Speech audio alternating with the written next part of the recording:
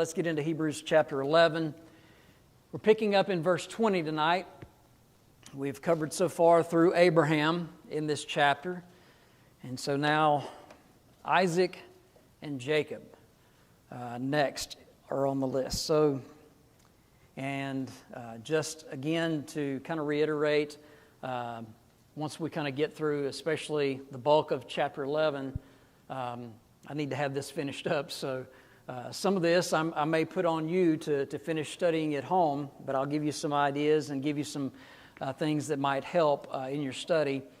But we want to be able to wrap this up. When we come back in the fall, our plan is to teach 1 Corinthians and then probably go right into 2 Corinthians. And we'll probably teach it by chapter. We'll cover the verses in each chapter, obviously, but we'll cover it chapter by chapter. So to kind of speed things along a little bit, kind of keep Wayne moving forward, not bogged down in the middle of a chapter. So anyway, that being the case, just so you have an idea, kind of a snapshot of what's to come, and hopefully to whet your appetite to something to look forward to. And so, all right, Hebrews 11, verse 20. By faith Isaac blessed Jacob and Esau concerning things to come. And so this is Abraham's son, Isaac, and this is the son of promise, as he is referred to in Scripture when referring to Abraham and the son of promise. This is Isaac that we're talking about. He did not obtain near the preeminence or even prominence, you might say, that his father did, but he was no doubt a great man of faith. And we find that because he is listed here, right?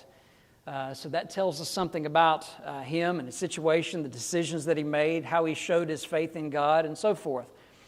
And so, of course, when we think about what is stated here, how he showed his faith, at least what's recorded for us, was the fact that he blessed Jacob and Esau concerning things to come.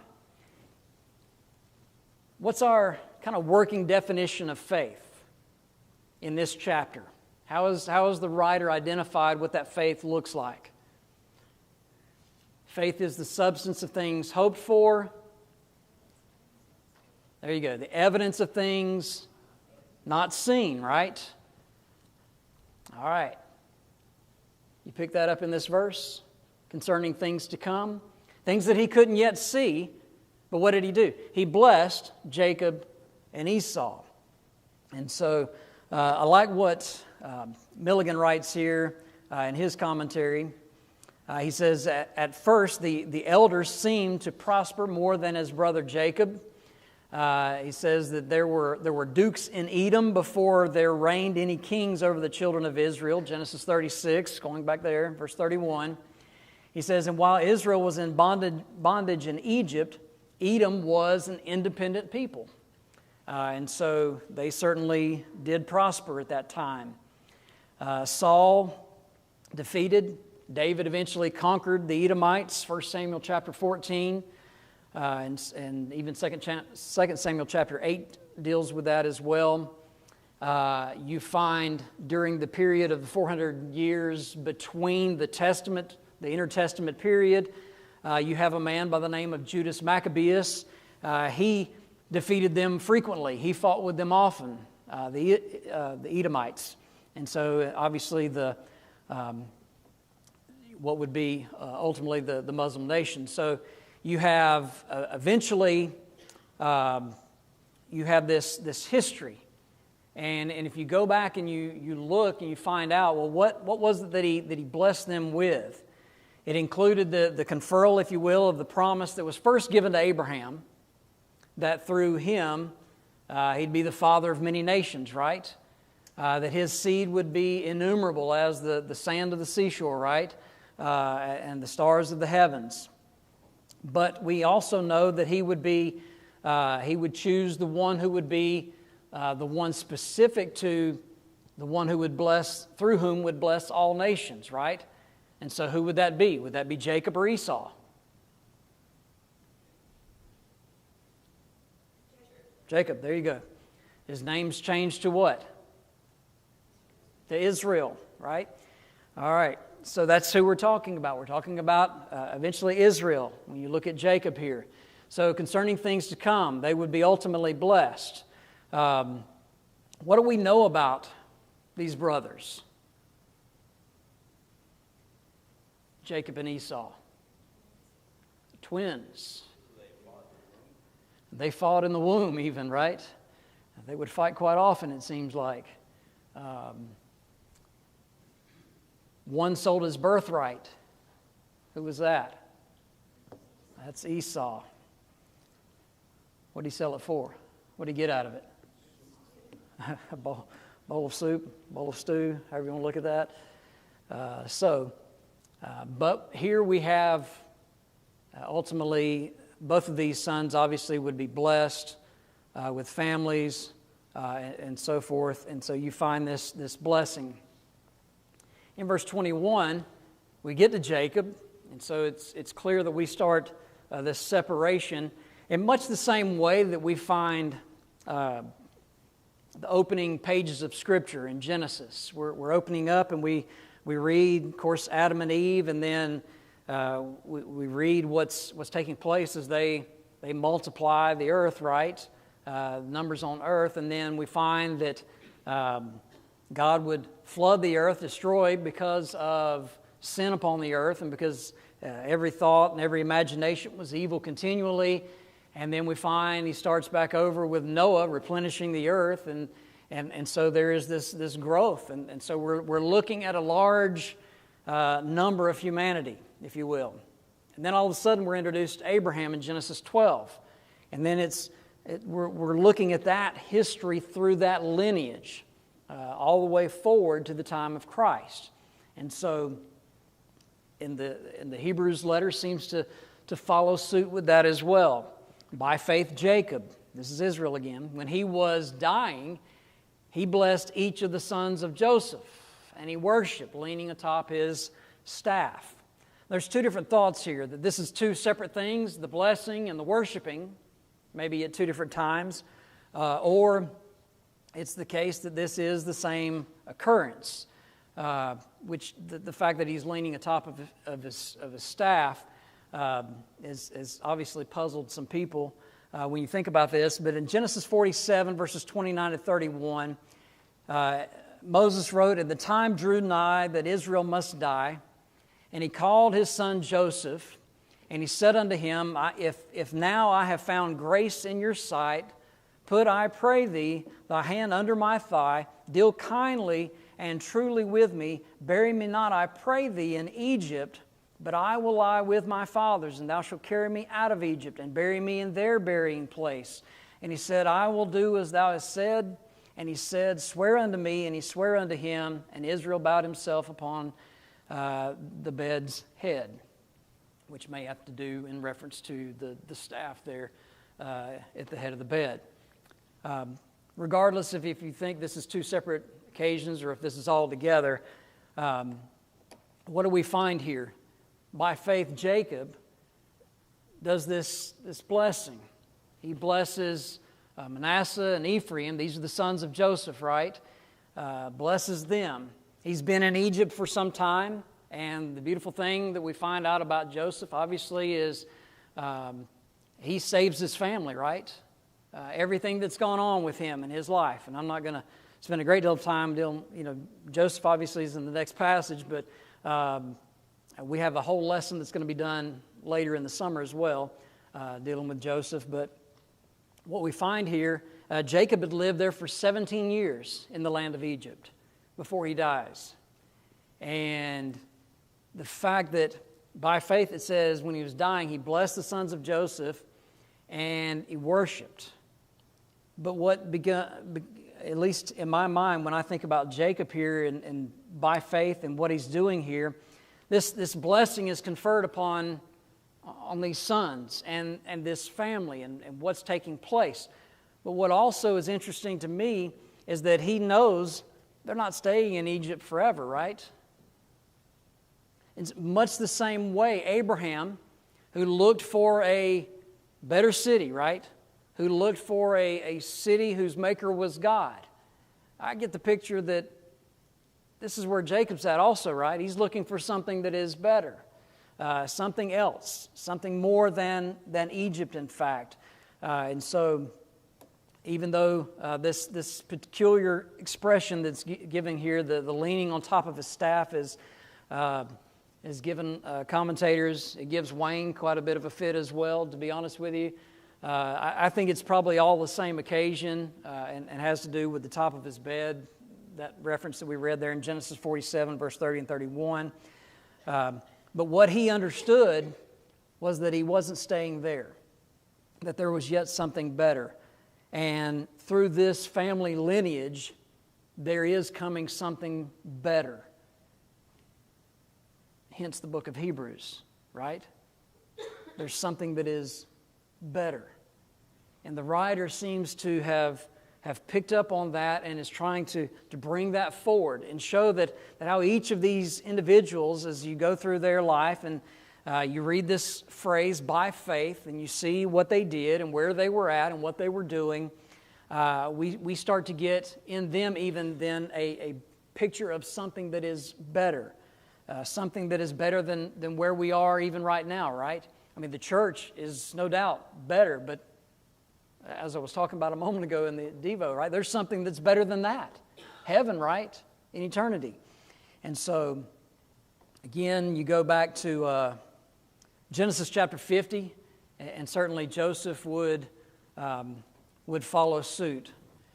When he was dying, and so we jump now to Joseph, verse 22. By faith, Joseph, when he was dying, he made mention of the departure of the children of Israel, and he gave instructions concerning his bones. Didn't want to be left in Egypt as well. And so we find in Exodus 13 and verse 19, Moses took the bones of Joseph with him, for he had straitly sworn the children of Israel, saying, God will surely visit you, and you shall carry up my bones away with you, away from here with you. And so he gave them instructions. But he also knew that he was not going to be left behind yet in Egypt. There was something that was certainly better.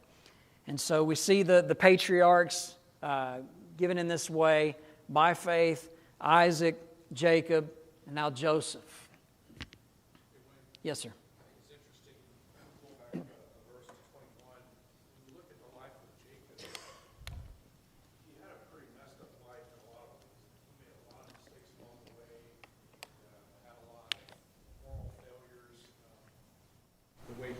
Situation with Dinah, the rape and everything, and yet at the end of his life, he still, found time and found a purpose to bless his children. And I think there's a lesson there about even if you haven't lived a perfect life, which none of us have, but if you're an older person and you may have regrets about things you've done, but there's always, as long as you have breath, there's time left to impact the next generation and potentially many future generations. And then for the children that were blessed to be willing to listen to that and to not say, well, my mom or dad were unfaithful or messed up or they made so many mistakes, but to say, hey, I'm willing to accept this this final word of instruction or wisdom or whatever and do something with it and kind of put the past behind in order to kind of realize the blessing. Yeah, and I think also the fact that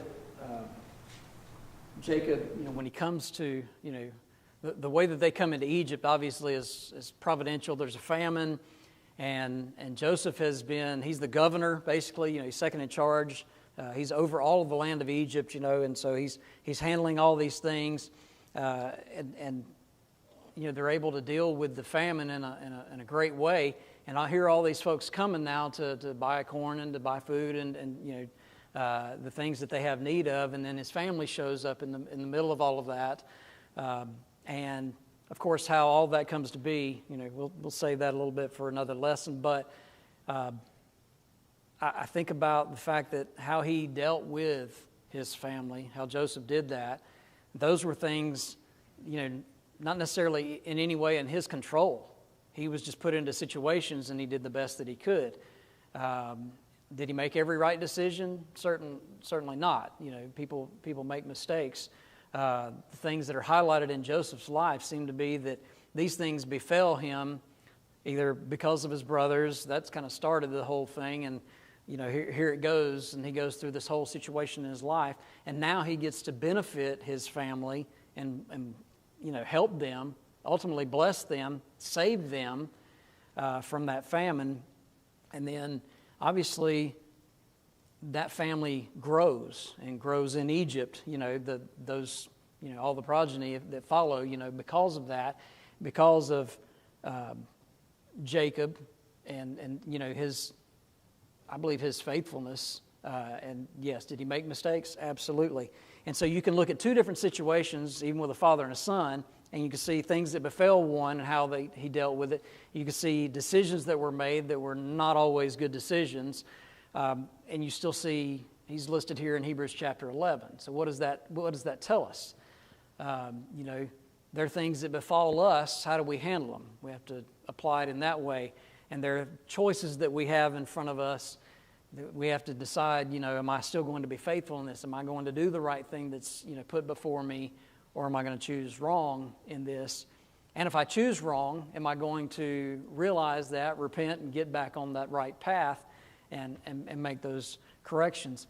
And all of us have that opportunity, and all of us are faced with those kind of things in life. And so each of these, probably at different times in our lives, whether it be Jacob or Joseph or Isaac himself or, any of those in that situation, or going all the way back to Abraham.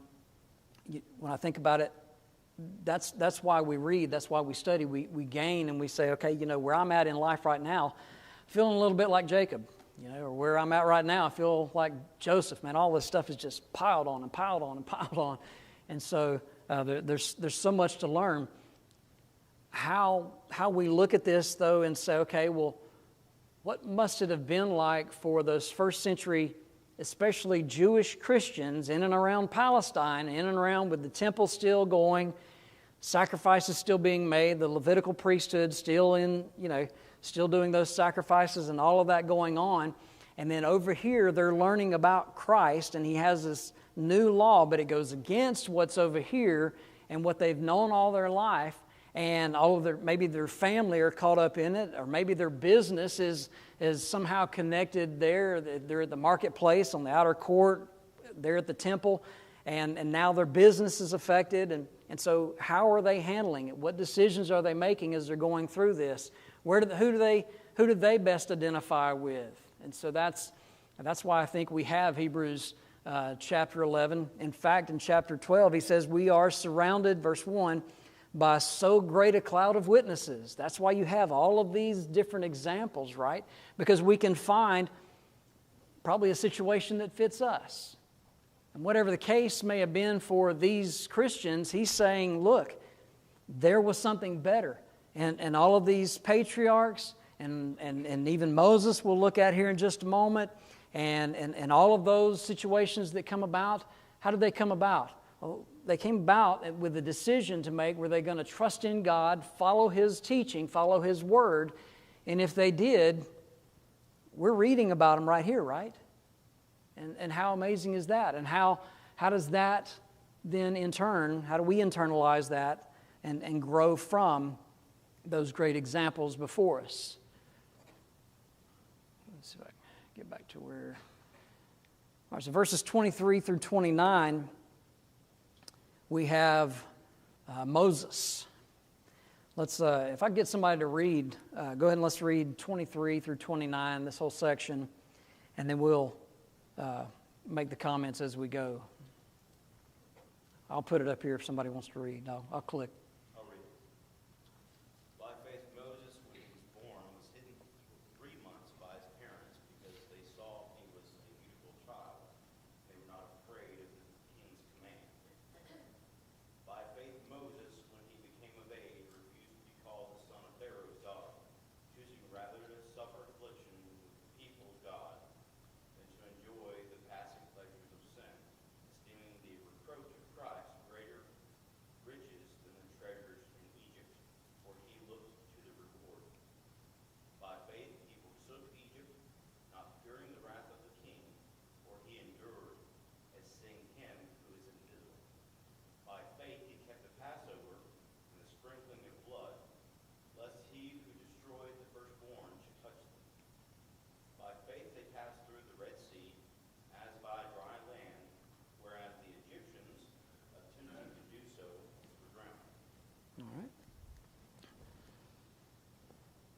kind of go through this as a group of verses, if you will.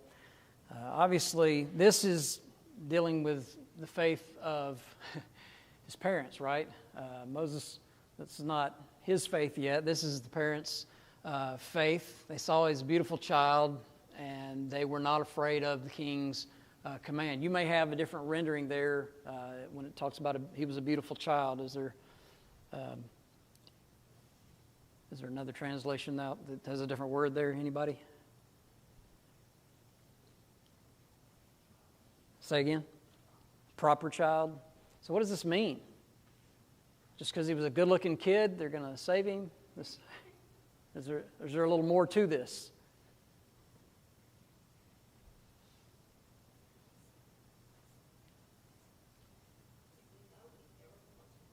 I wouldn't have asked if there... No. Yeah, I mean, obviously there's a little bit more to this. There's some interesting things that you can... By interesting, I mean... probably interesting is the wrong word. There's some not so great things about how children were sometimes viewed, and viewed especially by the father, whether or not he would be accepted. Sometimes they would, in the culture, they might lay the child down at the father's feet. If the child would bend over and pick him up, he's accepted him. If not, then what does that mean? There's several different scenarios that might play out in that. So the children didn't always have it all that well to begin with. But obviously in this situation, we know that there's more going on with Pharaoh, right? And so when it comes to the fact that they were able to save his life by basically, putting him in the Nile in a basket, allowing him to be saved by Pharaoh's daughter. And of course, what a blessing that is, and certainly was. And then to be able to use his own mom as a nurse, right, to him in that way, and for her to be able to teach him those things also as he's growing up, because she has that connection, obviously, with him, from that early age. There's a lot of blessings, certainly, that we begin to see in that, thinking about his parents. But I think that there's probably something to do with that in the background. Yes, he probably was a stellar-looking child, okay? But I think it goes a little bit deeper than that. And so, Will, you had a thought? Yeah, go ahead. All right. Verse 24 through 26, you have Moses. Then, obviously, now we're talking about when he's come of age. He makes some choices, right? He refused to be called the son of Pharaoh's daughter. Verse 25 says he chose. He made a choice to suffer affliction with the people of God rather than to enjoy the passing of pleasures of sin. What is this affliction that's going on? It's slavery, right? And so he associated himself with them, realizing, I think, that he's not Egyptian by birth, and that's the choice that he makes. He no longer wanted to be called the son of Pharaoh's daughter, chose rather to suffer affliction with the people of God, esteemed the reproach of Christ greater riches than the treasures in Egypt, for he looked to the reward. Faith is the substance of things hoped for, evidence of things not seen, right? Couldn't see the reward yet, but knew that it would be there. Knew that it was promised by God. Knew that God had a better plan, had a reward.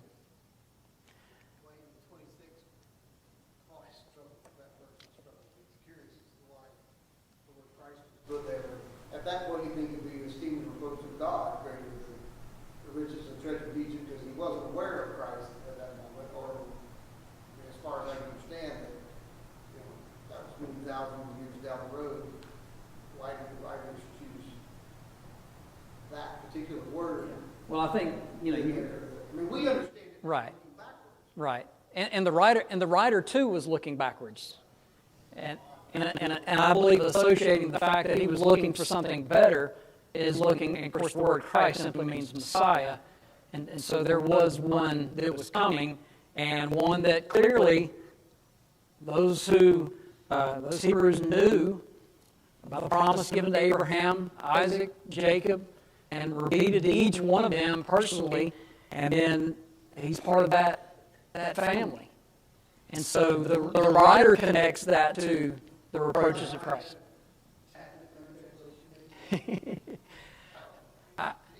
I think he connects the reproaches of Christ, what the Hebrew Christians right now were going through, versus what the Hebrews were going through back in Egypt. Yeah. Verse 27, by faith he forsook Egypt, and so he abandons Egypt, not fearing the wrath of the king. He endured as seeing him who is invisible. And again, that trusting in God, and as Jason's pointing out, that he's looking for that, doesn't really know of who Jesus is, obviously, at that point in time, but the writer's connecting that faith with something that was better, someone who was coming, and seeing him who is invisible, seeing God in that way. And so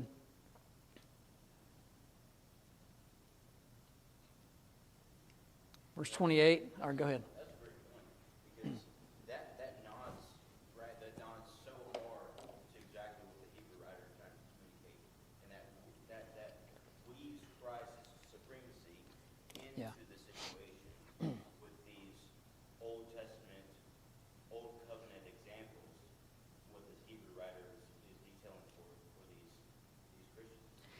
And what is it that they are struggling? What is it that they're about to go back to? Or some of them are wanting to go back to? The law of who? The law of Moses, right? And so what do you have? You have the lawgiver of the Old Testament, the lawgiver that is Christ, the New Testament. And so you have this comparison that is certainly in there. By faith he kept the Passover, the sprinkling of blood. Thus he who destroyed the firstborn should touch them. Obviously that has to do with going back to that passing over, putting the blood on the doorpost and so forth, and that first Passover that the Hebrews would observe, and then the death of those who did not observe it, right? The firstborn of those who did not observe it, including certainly Pharaoh and those families. Verse 29, by faith they passed through the Red Sea as by dry land, whereas the Egyptians, attempting to do so, were drowned. So we go back and we can read the Exodus account and them leaving and getting to the Red Sea, and obviously the complaint then, right? Because by that time, Pharaoh's changed his mind about letting them go. His heart is hardened, and he says, "Nope, we're going, and we're gonna take them out." And so they come along, and certainly Israel's able to see that. You brought us out here to die, out here in this location. We could have just stayed in Egypt, right? They're complaining and murmuring about all of that, and obviously with the power of God, Moses with his staff opens up the Red Sea, and they cross on dry ground. With the wall of water, and the Apostle Paul, as he writes about it, 1 Corinthians 10, talks about they were baptized unto Moses in the sea. That's how it's explained. And so it was fully immersed all around them, right? With a wall over on either side of them, and God guiding them and covering them, protecting them, and if you will, bringing up the rear behind them, right? To keep the Egyptians off of them. And then as soon as they get on the other side, there's this moment where Pharaoh sees, here's an opportunity, right? Well, if they cross over, we can cross over. And God doesn't allow that. And so the Egyptians were drowned.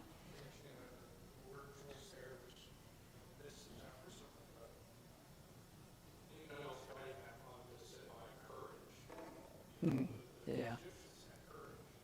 Yeah.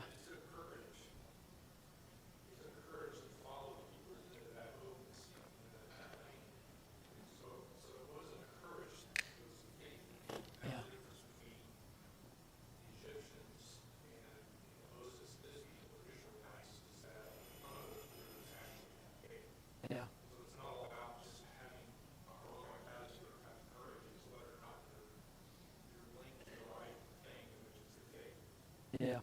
And if you, I'm sure you can pull up in your Bibles, a map of the Red Sea, and people tried to say, where they pass by in a shallow area and so forth. But if you go to some of the deepest points of the Red Sea, and guess what they find at the bottom of the sea? Chariot wheels, and all sorts of evidence of what seems to be a more logical place that they were probably going to cross at that point in time. And so it's really, you think about Moses and the Exodus, what's taking place there, all of that, and as Steve pointed out, all of this is done by faith. God is guiding this. He's telling them what to do, but they still have to make a choice to do it, right? And so you have Moses who, by faith, he demonstrates his faith in several different ways here in this passage. I don't know how many of these we'll get through, but verse 30, by faith the walls of Jericho fell down after they were encircled 7 days. So this is, they're going into the land of Canaan, right? They're going to take the city of Jericho, and they're told how to do it. Pretty unconventional method, right? 7 days, one time a day, they're going to go around, and then on the seventh day, they're going to march around it 7 times, blow the trumpets, and the walls are going to fall. Very unconventional method of war, and especially taking a city. But it worked. Why did it work? Because they relied upon God. Absolutely, yes. So by faith, this is how all this transpired. We go to Joshua chapter 6 and you'll find the account. By faith, the harlot Rahab did not perish with those who did not believe when she had received the spies with peace. And so when they were spying out the land, right, she protected them, took care of them, and then got them out of the city. And she says, remember me. She knows they're coming back, right? Remember me when you come back. And so she was saved, obviously, in that case as well. And that goes back to Joshua chapter 2 and again in Joshua chapter 6.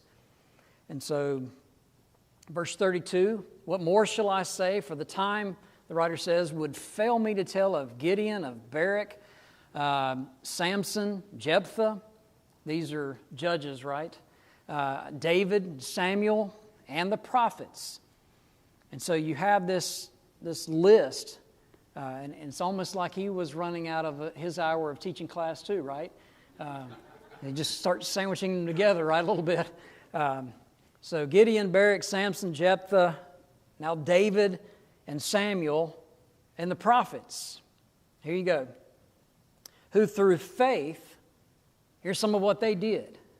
They subdued kingdoms, they worked righteousness, they obtained promises, they stopped the mouths of lions, quenched the violence of fire, escaped the edge of the sword, out of weakness were made strong, became valiant in battle, turned to flight the armies of the